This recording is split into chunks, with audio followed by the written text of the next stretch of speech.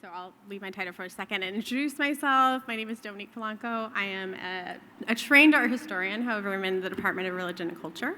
I also need to learn how to use this. Okay. I wanted to also thank everyone who has helped plan this, and also the people in attendance, specifically Ruben Espinosa and Scott Manning. Again, it was really interesting to learn kind of how this came together. Thank you for answering and dealing with all of my questions. I really appreciate it. Carla, the other organizers who I've gotten to meet today, thank you. I also want to thank the other presenters. I'm really learning a lot and enjoying it. One of the things I also want to acknowledge is that I really appreciate and understand the reasoning, and I'm heartened by the global scope that is covered today in terms of indigeneity, because it is, right? There's a lot of commonality as we're seeing temporally and otherwise. So I really appreciate, again, getting to be on the stage with people who I really admire at Do Turtle Island, and now to kind of show these connections. With that, I have several questions I'll be posing and maybe kind of answering, but also kind of planting in terms of what I'm coming to with my own research and kind of what I do. If I do narrow it down to kind of disciplines and subdisciplines, I am a colonialist of New Spain, or Mexico, particularly Mesoamerica, which I'll talk about some of the terminology, and of central Mexico. So I mostly study Nahuatl people and Nahuatl language prior to and after Spanish invasion. And particularly, I do manuscripts, and so handmade, papers and records. And so one thing that I'm constantly thinking about is this idea of a record, right? And prior to Spanish invasion, after Spanish invasion, the necessity for both, right? And agendas for both. Here, I know we have early modernists here, so maybe you can read these very easily, but just to give you a taste of some of the documents I'm dealing with, this is a colonial example, at least, of a Spanish record, which again, many folios with holes and bleeding ink, etc. But again, thinking before, during, and after in terms of indigeneity with documents like this. And so one way that and I'm really happy that Monica and I kind of dovetailed. One of the things that I personally am doing in my research and teaching, et cetera, is to think about, again, ways to showcase and re-indigenize the work, right, and the objects. And so one of those many ways that I'm doing that, and I'm going to focus on today, is language, particularly indigenous language, when necessary and possible, to kind of flip the script, right, from ways that it has already been framed in Western scholarship today. And so two kind of frameworks that I'll begin with and talk about them is Abya Yala and Mesoamerica. So again, indigenizing history and language and returning to original languages of the works that I address. And I don't know who's familiar, but in terms of Abya Yala, this is actually a Kuna word that translates to land of maturity. The Kuna people live in what is now the country of Panama. And this is a quote from the activist who kind of inserted the use of Abya Yala, and as you can see in his quote, he says, "To call our cities, towns, and continent the strange name is equivalent to submitting our identity to the will of our invaders and their heirs," end quote. And so thinking about naming as an act of colonization, but also returning to or inserting, especially with scholarship, an indigenous word or concept is really important. So again, this is the kind of framework I use, and this replaces what is often called Latin America, which again is a much later concept. It's an exonym. The idea of Latin America comes from the 19th century. It was imposed during the French occupation in Mexico, and as I'm sure you all understand, it kind of emphasizes the language roots of European languages, right? And so again, layers of erasure, and so returning to indigenous ways of thinking of land and presence. And again, another thing that Mamani called for is that each community to do this as well. So Abya Yala has been adopted by many indigenous activists in indigenous, what is the Americas today, but also to center each community in the language that they call themselves as well. One term that I still use, and again, problematized, but still use, is the idea of Mesoamerica. This is a 20th century idea that was a term that's used essentially from Middle America by Paul Kirchhoff.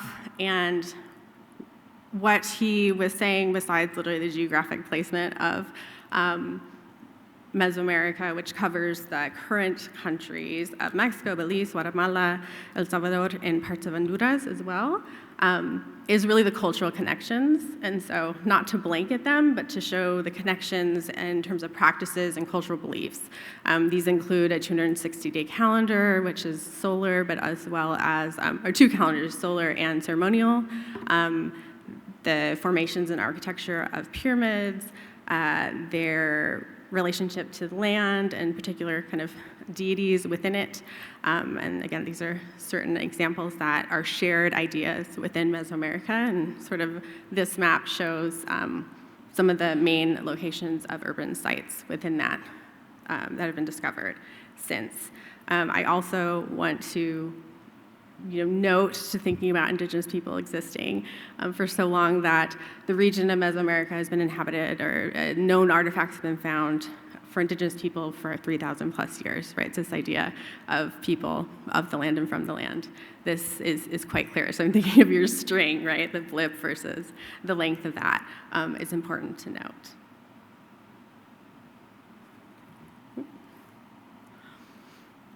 So when dealing with at least 16th century, right, colonial manuscripts, I have to kind of balance many different cultures, right? So thinking about this ocean between, but also the influences of Spain on the right, and then in this case, Mexico.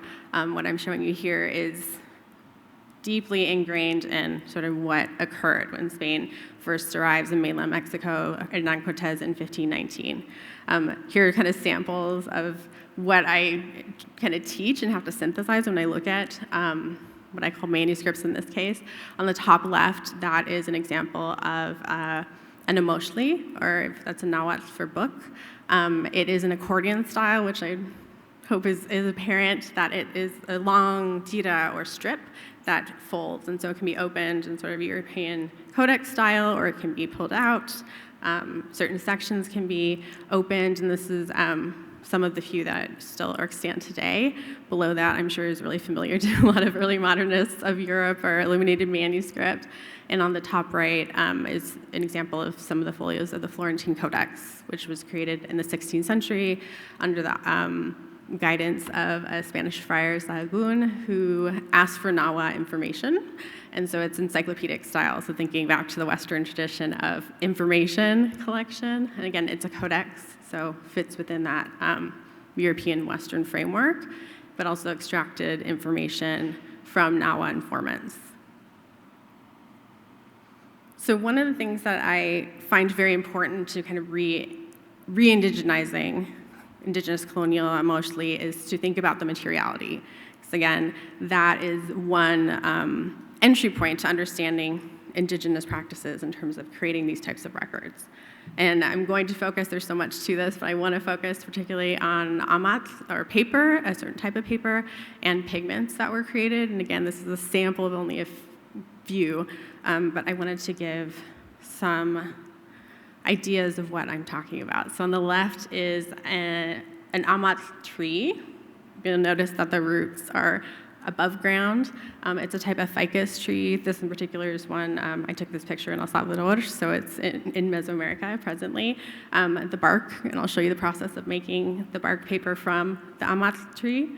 On the right is the maguey plant. It's a type of succulent, very large one, that the fibers were processed. And these are not the more common types of materials that are made into sort of the base of Mesoamerican manuscripts. And so I'm going to walk through a little bit very quickly of the process of making amat. These strips of the bark are torn off, and again, in a very indigenous practice, only as much as needed.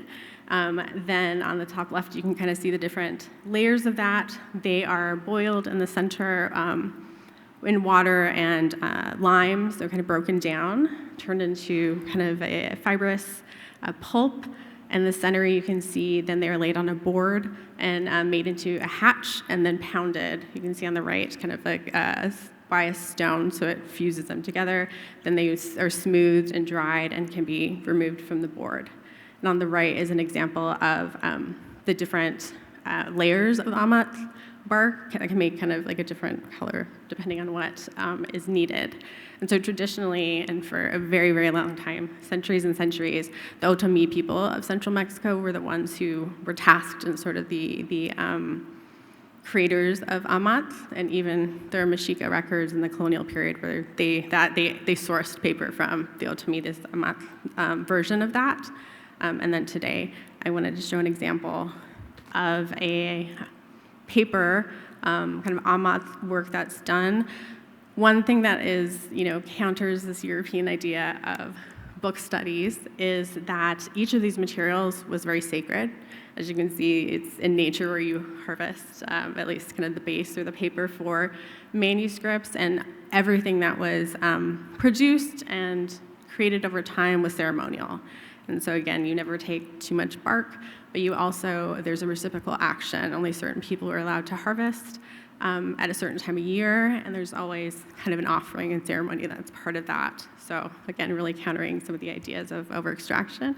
And in this case is an example of an Otomi religious specialist, Fausto Santos, who created cut paper. It's different layers of amat to show, and this is another ceremony that continues today in La Huasteca, of Nawa deities. And so he, as a specialist, would source this paper and then cut them into different forms and ceremonies as well.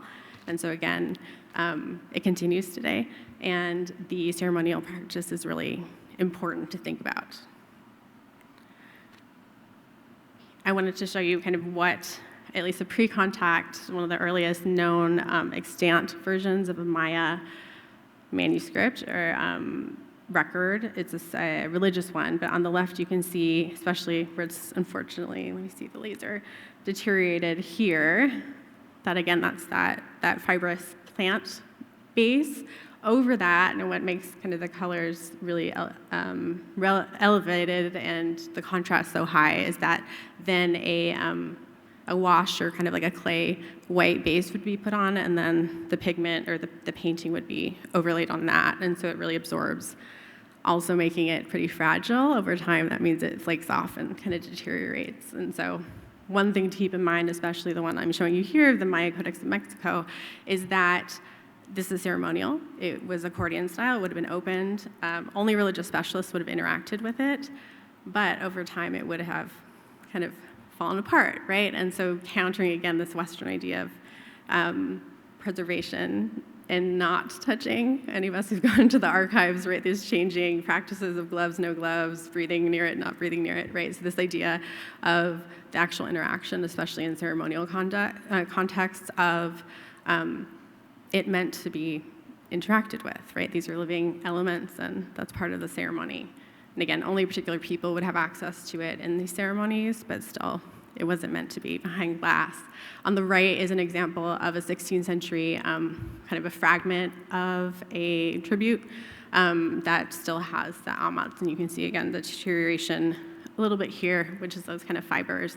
Most people in Mesoamerica no longer use the white clay overlay, so you can see the paper has been kind of more absorbed, the pigment. But again, these practices, particularly of maguey and amat paper use, continue again to the present, but also through the early part of the colonial period. Another thing that was commonly used, but really kind of important ceremonial, mostly would be hide, often deer hide, and there has been some really good investigations of extant Mesoamerican, particularly southern Mexican manuscripts that are made from deer hide and different animal hides. There even is the jaguar hide. So that is important to know too. So just depending on sort of the importance of the particular manuscript, but we're dealing with non-human life forces and non-human relatives, right? And so it's important to think about the ceremony and the act of the creation. Another part of these emotionally is also the pigments.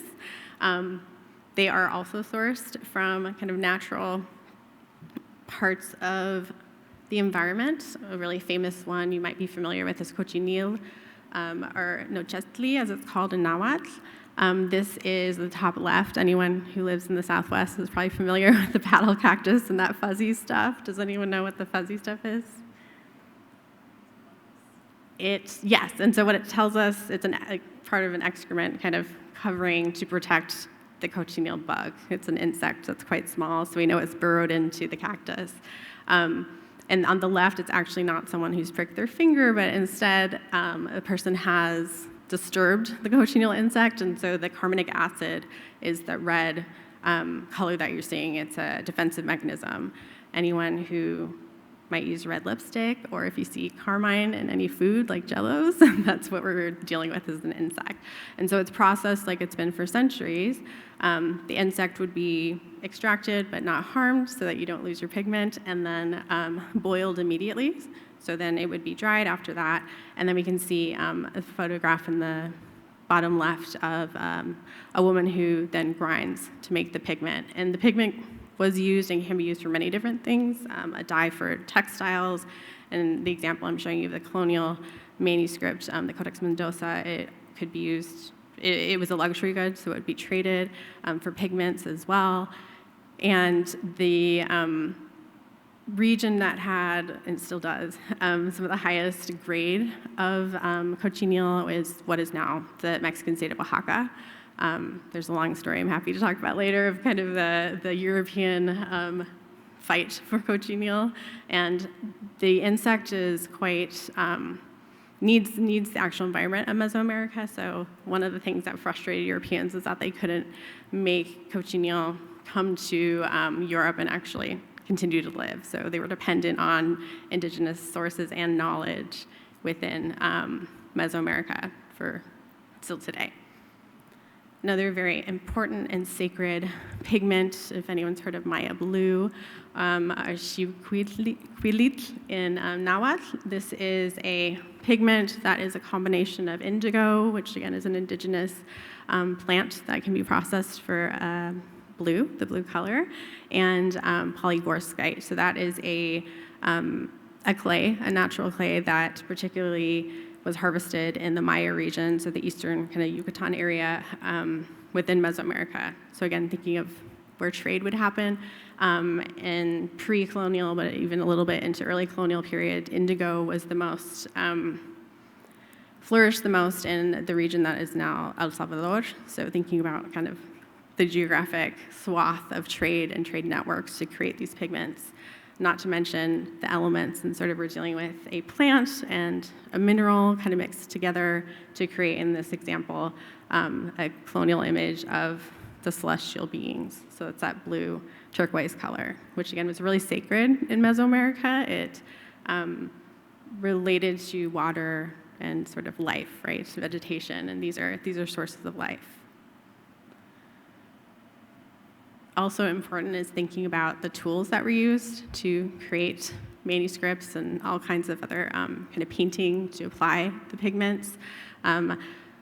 Usually it was a brush, and so on the right you have some examples of different sizes of brushes. There are accounts of Tlaquiloque, which I'll describe in a second, using a brush that was a single rabbit hair to apply a very, very fine line. So imagine trying to make that brush and let alone using it, the line that would be used. And so the range of kind of applications, at least in kind of the emotionally context, is really important to understand. And again, that's an animal, that's part of, they would be wood or bone would be used as the handle, which you can see in the right, or the center of the right image.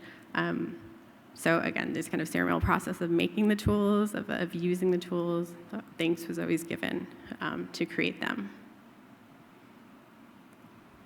And another thing, I had a wonderful conversation with my colleague, Jonathan, a few weeks ago, and one thing that we talked about that we enjoy and also wish to see more of is rehumanizing the humanities, right? And so I don't mean to at the end, but I think I want to also bring the attention to those who created the manuscripts. In this case, I have for you the Nahuatl terminology for the Tlaquilo on the left and Tlaquiloque, that's the plural. In kind of colonial and onward context, this person would be described as an artist scribe, and so a writer and maybe a painter. It derives from many different sort of applications of art creating in terms of at least the Nahuatl context, and that would mean to write, to draw, to inscribe, so even those who carved would be considered Tlaquilo, which again derives from the verb of iquiloa. Also to note, especially on the bottom, that is sort of the European context of someone who writes, who is a scribe, right? So this European idea of record creating and listening and writing down. So again, slowly gets narrowed down to being just a writer or someone who paints in sort of a colonial context. And so this sort of brings me to a larger idea. I go to archives to see the original. That's sort of the fetishization, but also a major part of art history, and I think book studies, and I'm sure a lot of us have been to archives. There's the excitement, the fascination of these sort of special places that take a long time to get access to. I think that's also the fetishization of the process, right? And so here's an image from the Biblioteca Nacional de España of some of the colonial documents, of course, in the stacks, not accessible to us, but thinking about what is an archive. So in terms of Spanish kind of practices, early modern, the Spanish were some of the best record keepers in terms of Europe at the time of invasion. And so they had records of accounts, they had records of dialogues. Again, the early sort of scribes that came to the American, and I recorded that on purpose, Abya Yala, were often illiterate, and so it was a very phonetic way of writing. The language, the Castilian language, hadn't been codified yet, so it is very artistically interpretive ways of writing. However, a lot of encounters were textually recorded, and so Iberia and the later kind of colonized Abya Yala has some of the richest records from Spanish kind of contact onward. But I like to sort of push against that as well and think about what was an archive before that. Mesoamerica, particularly the Mexica and those throughout Central and the rest of what is now Mexico, had a very long-standing, extensive sort of writing and record-keeping practice. This is an example, a later painting of what an emoshkali might have looked like, so a book house is how that translates. And counter to kind of larger ideas of the idea of maybe a library, which is sort of the later Spanish concept of a book house, even maybe to us, that's what we would think, is that this would be a place where books were kept. Not only, they often were kept in temples, depending on the context of what the emotionally was.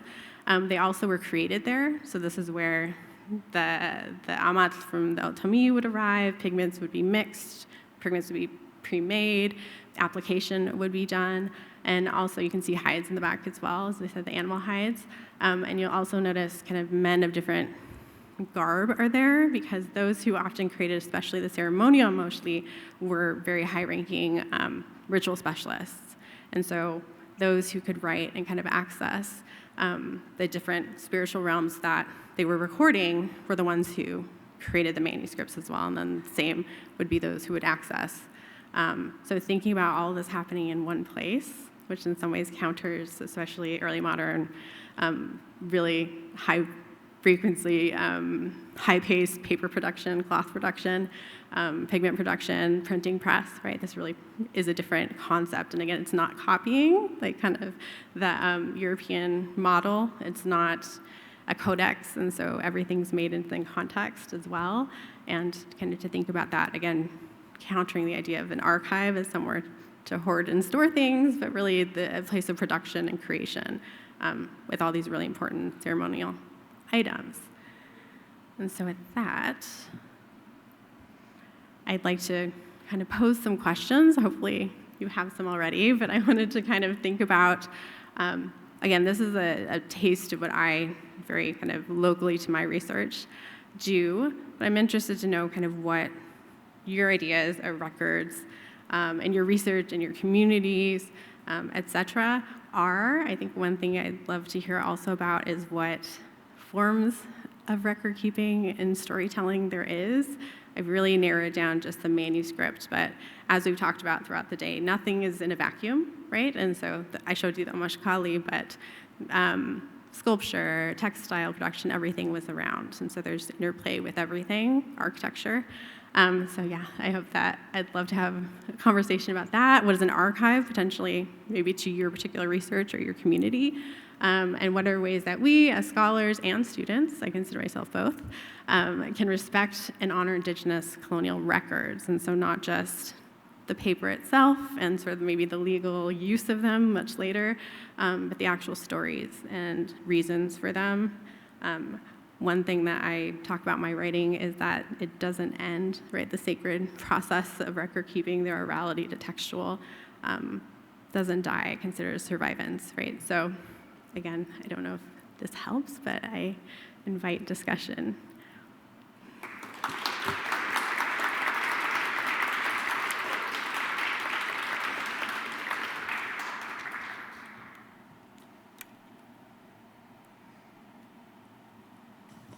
Hi, thank you so much for this great talk. I think I have a partial answer to the what is an archive. I wonder if there's a way to think about archives as two parts. You have sort of like what happens starting in like the 16th century with like antiquarianism and this idea that you have to sort of keep things somewhere, and then it gets completely fetishized in the 19th century. And then you have like museums and these libraries that are just racing with one another to collect as much stuff from other people and other places as possible. And I wonder if there's like Archive 1, which starts earlier, and then Archive 2, which then sort of is, you know, once conquest and sort of imperialism and all these things sort of take over, and we sort of lose the idea of this collective knowledge, and it just becomes sort of made more sort of capitalistic and more focused on one group of people taking from others instead of kind of keeping the records themselves. Yeah, absolutely. Yes to all of that, exclamation mark. I think one thing as an art historian that I grapple with and feel a responsibility to write about is that the discipline emerges in the 19th century with the armchair collectors and connoisseurs, and also wouldn't be possible without kind of colonialism, right? Especially Abya Yala, but kind of everywhere, right? So even if it's materials, right? Pearls, where's Monica? Pearls, right? In France, right? It wouldn't be possible without colonization and invasion. So yes, I absolutely agree. I think in the book manuscript I'm writing about one particular manuscript that's in Spain, and sort of this big hop, this happens a lot with emotionally, is that they kind of have a 16th century creation and then they disappear into the 19th century. And that's often because in the case of the one that I study, a duke is selling off his family's wealth because he's, in this case, gambled it away. He's a dandy, but also the loss of the colonies for the empire causes a lot of kind of bankruptcy. And so the wealth that was these collections gets sold to libraries, different collections, and the one that I study gets sold to what becomes a national library later. So yes, and sort of collecting becomes part of status, right? And so in order to have this vast library, you need wealth and access to the colonies. And yes, I agree. And so I guess I don't see it as 1 and 2. I think 2 is possible for 1, but yeah, I think these moments are really important to note, especially later in 19th, 20th century, when people get more wealth or lose their wealth, and to realize what some of that wealth was again, emotionally and other goods that were extracted and created in colonies.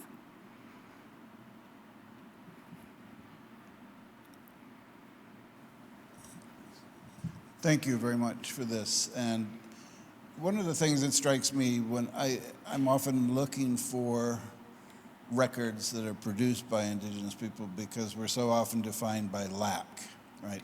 Lack of technology, lack of writing, et cetera. And so I'm wondering in the scholarship, especially with the materials you're looking at, where they're making books, right, pre-contact. And we know so many of those were destroyed on purpose by the friars, etc.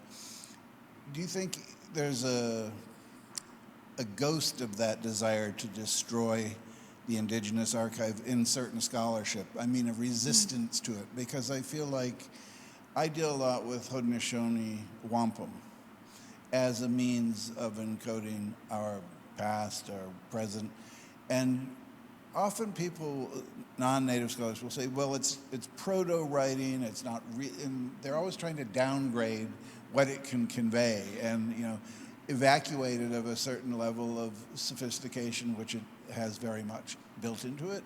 And I'm wondering if you find the same, because whenever I read about these Mesoamerican books being destroyed, they were clearly, there's just no way to say proto this or anything. Glyphic writing, all of this, it was different than Latin letters, but other than that. And I'm wondering if that hangs on in some way. That's a weird question. Yeah, I mean, thank you for that question. Yes, absolutely. I mean, one reason why I have been able to study certain colonial documents or have investigated deeper into them is that when I'm able to find that it's a Tlaquilo as opposed to completely a Spaniard who's created them, especially purely textual ones. And again, sometimes that's very apparent and sometimes it's not. I have to dig into maybe a converted Nahua who's then taken on a Spanish name. But I think I can think of some of the evolution of at least art history and the study of these manuscripts has been from I think it's the tension that is early modern, in fact, of image to text, and so legibility and textuality being superior, right? And therefore, it's easier to dismiss images as not being text. And so more recent scholarship definitely calls Nahuatl writing, not simply images without background or realism, all these kind of counter ideas. Yes, the counter-Western perspective and things like that. I also think, and I thank you for framing it also of the friars, I recently was looking more at some works by Sahagún, who created the Florentine Codex, and he has a whole introduction to sermons and songs, and one of the things that he vacillates between, and it was funny to me because I can imagine his frustration, it's palpable in the text, is that he says, I'm trying to introduce these songs. I've translated them to Nahuatl. They're Christian songs because the Nahua people are converting, but they keep going home and singing their songs. And I'm trying my best, and I know what they're doing, and he's mad. And so that's why he's printed this, and so he's trying to cut that off. He knows that singing is part of ceremony. I think anyone who's Indigenous or part of a community understands that, right? There's Indigenous languages, that's how they're taught, right, often, and it's a mother to a child or grandmother, right? The song is part of that, and they're usually a ceremonial, and maybe under the guise of nursery rhymes, right? That's one of the few ways that languages have been preserved, right? And it often is that intimate relationship, and so he's aware. And I often think, I joke with people that, when laws go into act, and you see these official, in the early modern period, you see these official decrees, it's because someone was doing the thing, not this great idea someone has that there were loopholes that were found, right? And so the need to control the difference between the law versus on the ground, right? No one in this room has ever sped over the speed limit, right? And so there has to be a speed limit because, right, and consequences. So again, I think the friars, and there is accounts, if you read between the lines or read the introduction, not just a few folios, of them knowing the value. That's why they were destroying so much, recongregating people, moving them from their communities, because that tied to land and access to ceremonial materials, just the land itself, right? Like that tie, they understood that was there. And so one way to do that is to destroy the manuscripts. And so, yeah, that I think it was intentional. I think in terms of scholarship, there's definitely new agendas and coming out. And I think for me, I turn to a lot of Turtle Island scholars who have different perspectives, but are in library sciences and other kind of fields that consider this also, kind of what an archive and a Turtle Island centered space would be, and that usually is a community space. Thank you so much. Hi, I need to stand because I have ADHD. And that's it. Hi, this is so wonderful. Thank you so much. Thank you. I was trying to think about your questions. What is a record, and what are ways that we can respect and honor indigenous colonial records? And I kept very much thinking about Israel's siege of Beirut in 1982, and that the first thing that Israeli soldiers did when they invaded Beirut was destroy the Palestinian records in Burj al-Balajne, and kind of by destroying these records. You know the story. It's a settler colonial technique. However, I want to ask you about the provocation that Palestinian poets have done in the past and continue to do, which is the idea that liberation in Palestine of Palestinians can only happen in Arabic and from within Palestine, because translation always pits Palestinians in the space of death and decay, and also puts the act of solidarity as an act of pity in face of that death. So I was thinking about how do you align this provocation alongside this wonderful, wonderful work that you're doing. Thank you. Yeah. Yes, everything. I think one way, and I'm assuming at the very least most of us can read other languages, and anyone who maybe was raised bilingual, trilingual, et cetera, we all understand kind of the loss in translation that can happen, especially emotive, right, language, idioms, et cetera. So yes, I agree, and so I think for me that's the necessity to learn Nahuatl from Nahuatl people. For speakers of Nahuatl, and because within that you get the depth as much as possible, as much as can be translated into Spanish, and then therefore my work has been to then in English, but to keep as much of integrity as possible. But I do think, yes, in that there's agency, right, for the person who wrote and said it. Some of the records of colonial ones that I look at were told orally, then written by a scribe or tlaquilo, at first in images, and then later glossed and explained in Spanish and some Nahuatl.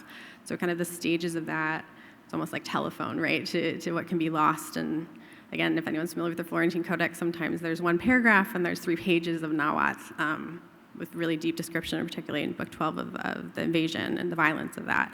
So I do agree, and I think, again, that's my responsibility at this stage with access to Nahuatl people and Mesoamerican who are willing to teach. And again, I'm able to pay for that information, a responsibility I have to learn as much as possible. And in that, you also find that continuation of kind of really deep community practices and unique to each community as well. So not, again, flattening, but yes, I think all of us know that language kind of carries these really deep and important values, cultural, and also, therefore, agency.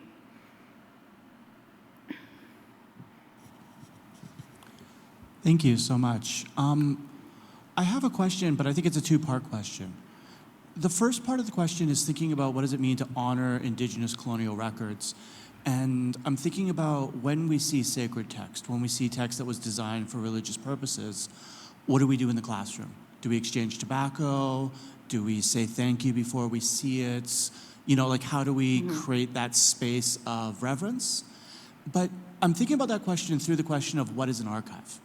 I recently got to go to the British Museum. I saw beautiful totem poles, and I was so mad. I was so mad because they're not meant to be inside. I was so mad because they're meant to decay. I'm so mad because the story of their decay is part of the story of the pole itself, right? They should go away so that you build a new one as your family grows. And what I'm wondering here when we're talking about these beautiful religious texts, they're also material. They're designed to decay. Like, decay is good. So part of what I'm asking is, one, how do we show students how to respect what is still there? But two, rather than thinking about what is the archive from an Indigenous perspective, how do we think about the beauty of the erasure, the natural, organic erasure of the archive, as opposed to, colonists coming in and burning it down, which I don't think is a natural process. Yeah, okay, so first is respectful kind of teaching, right? I think one thing I do is, I gave you a crash course, but I build up to seeing the actual manuscript, and so I emphasize, and particularly the idea, the counter to Western ideas, that the finished product is not the most important part in many cases. I can think of in the Andes, sometimes there are even hidden parts of sculptures that only maybe a ceremonial specialist would see, or in terms of Mexica sculpture, literally you can't lift a 3-ton sculpture, but there's an important deity underneath, and so it's not always meant to be seen every part, but the task of collecting the materials and then making, and the time it takes is really important. And so in terms of teaching that, I emphasize that before I get straight to the object and slide after slide. I think it's a really important question in terms of respectful ways of kind of, again, under stewardship, I guess, in the classroom, of how to correctly interact. And I still think about that in terms of the lack of information of some pre-contact sacred manuscripts that have been removed so many ways, so many times from the original place. But I'll consider that in terms of offerings. Because again, it really depends on what the text is. But yeah, I think that's a really, really important thing to think about in terms of the ephemeral kind of quality. I talk about that as well, right? If we think about these materials, tissue paper when it gets wet, right? So it's the connection from the non-human life forces that are part of the flora and the fauna of the area is, again, important, and therefore them mostly are essentially alive, right? The pigments are living as well. Parts are dead, parts are not, they're mixed together. And so again, I kind of talk about that as well, depending on the object. But I think that those are sort of the interventions that are important in an Indigenous worldview, to think about how books were emotionally meant to be used, which again, might be on the floor. You might be throwing things on it, casting corn or beans in order to kind of interact and access information. Only a specialist would do that, but who might be present in the ceremony, things like that. So yes, I think I agree entirely. It's very counter to, again, the white gloves in the archive. Please join me in thanking Dominique. Thank you. Las Kumachi, gracias, and thank you.